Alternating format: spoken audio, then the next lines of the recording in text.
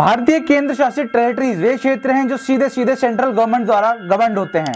उनके गठन के कारण स्वदेशी संस्कृति के अधिकारों की रक्षा करना, व्यवस्था के मामलों में पॉलिटिकल उथल पुथल को टालना, एक फॉरेन उपनिषद से भारत में शामिल होना कुछ कारण हैं।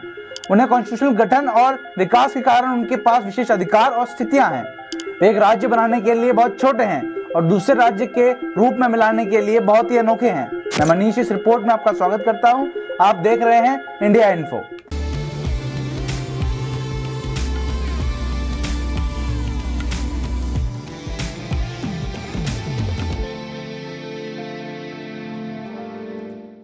केंद्र शासित प्रदेश पौंडीचेरी 3 राज्यों में स्थित 4 विभिन्न क्षेत्रों का योग है और इसकी एक आधिकारिक लैंग्वेज फ्रेंच भी है।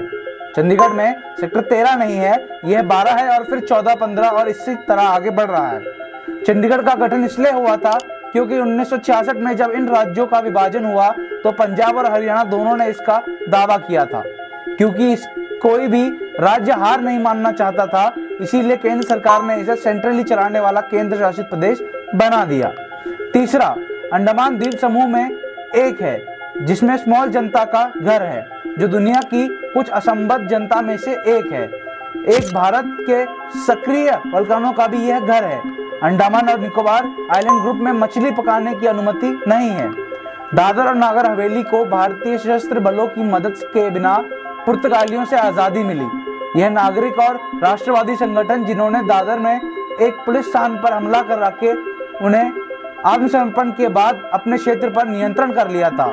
वे वास्तव में 2 क्षेत्र हैं जिनमें एक साथ लगभग 70 गांव मिलकर शामिल हैं। वे महाराष्ट्र और गुजरात राज्यों के बीच में स्थित हैं।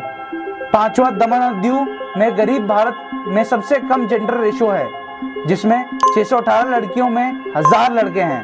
कितनी शर्म की बात है। और क्या आप जानते हैं कि दमन का जुड़वा एक शहर है जिसे कोयम्बतूर कहा जाता है और दीव का एक जुड़वा शहर है जिसे लॉर्डिस कहा जाता है।